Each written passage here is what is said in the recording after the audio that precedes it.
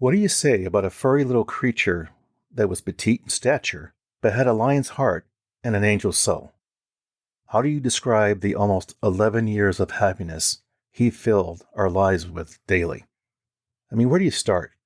Well, let's start at the beginning. Welcome to That's Life, I Swear. This podcast is about life's happenings in this world.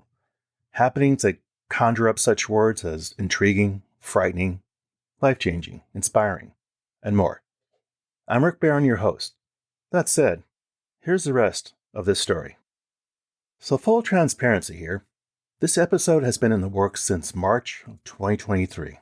I tried to finish the episode, but I just couldn't get around to recording it. Now I can. It was February 6, 2023, and my wife and I were sitting in our family room. What happened next caught both of us off guard. It was something we just didn't see coming. However, I'm getting a little ahead of my story. Let's start at the beginning. It was August 12th of 2012 when I received a call from my wife. After saying hello, she wasted no time diving into the purpose of her call. So what do you think about adopting a kitty? Well, my response was, what? We already have 2 cats. While discussing the pros and cons, as a married man for almost 30 years, I've learned the foundations of a marriage, a happy marriage. And the golden rule was, a happy wife was a happy life. Knowing I wasn't going to win this argument, I waved the symbolic white flag. Now, as my wife explained the story, she visited our vet's office with our 2 cats for a nail trim. And it didn't take long when she was alerted to a new rescue kitten up for adoption. The office manager carried out this beautiful orange bundle of fur and introduced my wife to Ross. After 10 minutes of holding and petting Ross, she fell in love with him. When I arrived home, I saw the kitten my wife fell in love with. Ross was an orange tuxedo cat with a big, fluffy tail, which I thought was bigger than him.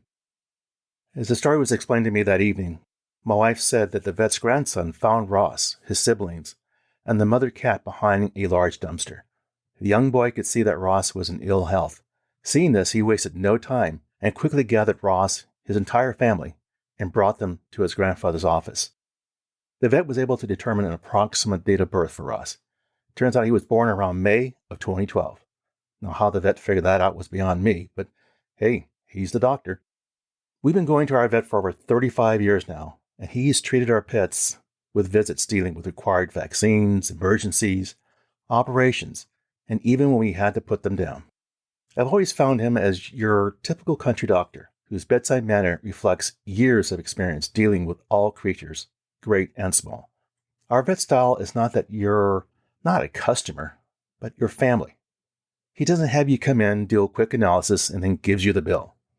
He actually and consistently gives you quality time with you and your pet. When Ross was brought in along with his siblings and the other kitties, it turned out that Ross was very dehydrated and lacking a lot of nourishment. The doctor said it was touch and go for a while and worried Ross would not make it. As it turned out, Ross was a fighter with a very strong heart. The day we brought Ross home, my wife and I took turns helping him adjust so that he learned his new environment. We showed him where the food dishes were located, the litter boxes, very important, and other things that he should know. We took turns sleeping with him in the guest bedroom so he would feel safe and knew that he had a new home. Now, I forgot to mention that Ross's mother and the other siblings were adopted. Turns out Ross was the last one to be adopted. The first couple of nights were hard to fall asleep with Ross, I must confess. His purring was very heavy and loud, even more so in that he slept curled up to my face. That was all fine, but he had a habit of licking and nibbling my ear during the night. After 3 days, it was time for Ross to meet our 2 cats, Sydney and Abby. It took some time to adjust, but eventually all 3 cats got along. Now that said, Ross did love to tease Sydney, our gray tabby. As Ross grew up, I took note of his habits, like sleeping on the perch in our front window every morning, and sleeping on the bed pillow so he felt like he was sleeping on a cloud, I guess. Another habit he had was how he ate. When he would eat his dry food, he took time to pick up 1 piece of dry food at a time and eat it outside the dish. His timing to eat was also like clockwork, especially in the evening. Around 5 or 6 p.m., he would march into the family room, turn around, and gently curl his big fluffy tail around his paws, telegraphing to us it was time for him to eat. And it's here where we make our entry point to what I shared with you earlier in the episode, the moment we didn't see coming. It was February 6, 2023, and like clockwork, Ross bounced into the family room and sat in front of us as usual during his ritual of letting you know he was ready to be fed.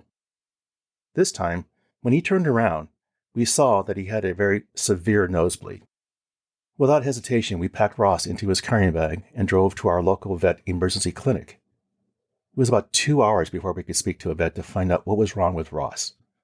The vet explained to us that Ross had a nasal tumor. After hearing the various options to help him, all we heard in the end was that it was inevitable that Ross's time with us would not be long. We did what we could do to comfort him during our time with him.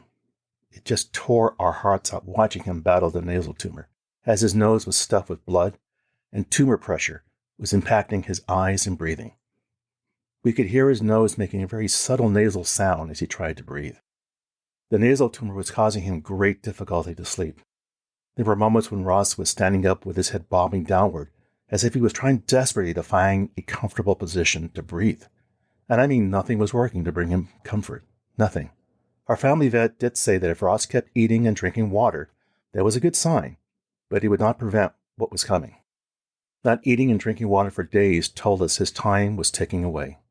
We had to make that painful decision to let him go, as he was never going to recover and his quality of life, what he had left of it, was eroding quickly. Eventually, we called our vet to bring Ross in to be put down. As our vet prepped Ross for his injection that would put him down, he checked his heart. I watched the doctor's face, and it told me everything. The doctor's face told me he could still feel the fight in Ross to hang on. It was then our vet looked at us and said, "Ross still has a strong heart." Once the needle injection was completed, it didn't take long for Ross to pass. He was at peace now. He could finally sleep. We said goodbye to our dear Ross in the early morning of March 14th at 8:45 a.m. It was 5 weeks and 1 day from when Ross was taken to emergency and to the day we put him down. My wife and I didn't say a word as we drove home from the vet's office. We couldn't, but we both knew what each other was thinking as we drove home in the rain. That evening, both my wife and I cried. I looked around the house and saw all the places Ross had made his presence known. The front room window, sleeping on the bedroom pillows, playing with his favorite blue ball, and other memorable moments. It's hard when you lose a family member or a good friend, but the ability and necessity to choose the moment of their death can feel absolutely overwhelming.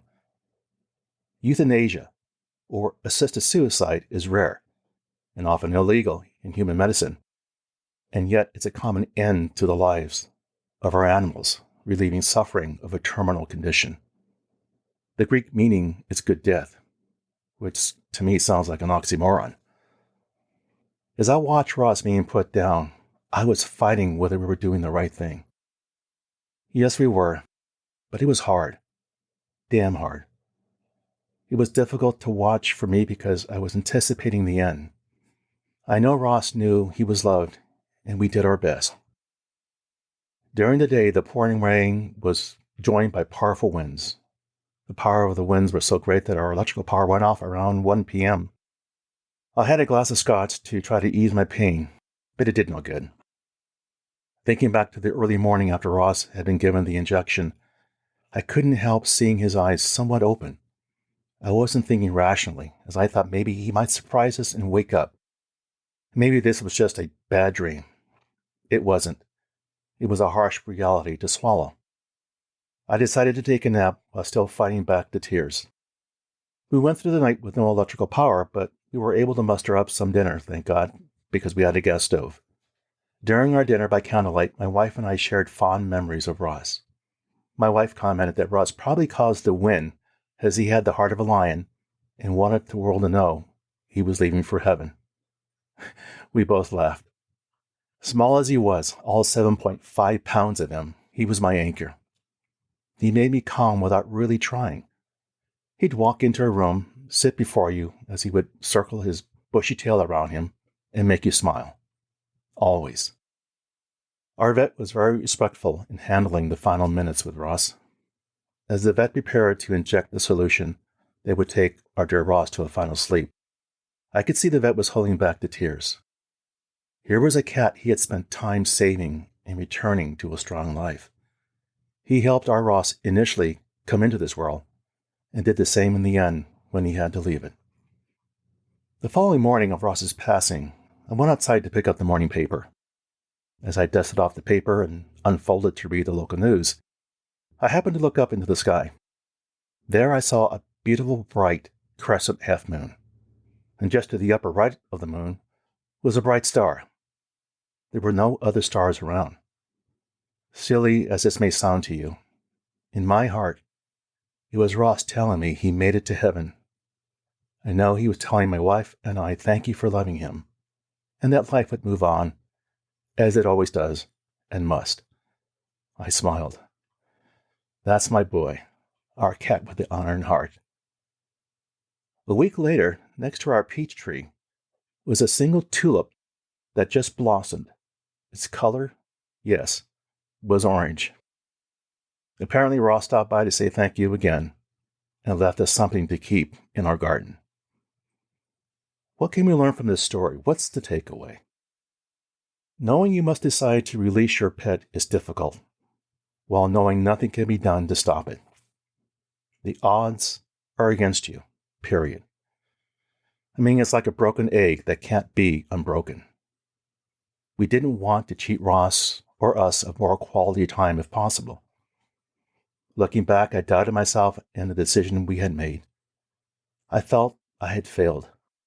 Several months have passed, and the gut-wrenching guilt I felt and deep sadness has lessened. While I have those moments remembering our orange tuxedo cat, feelings of guilt and shame still play in my head, but they're diminishing. I'm certain Ross knew he was beloved, and I know he loved us too, with all his feline heart.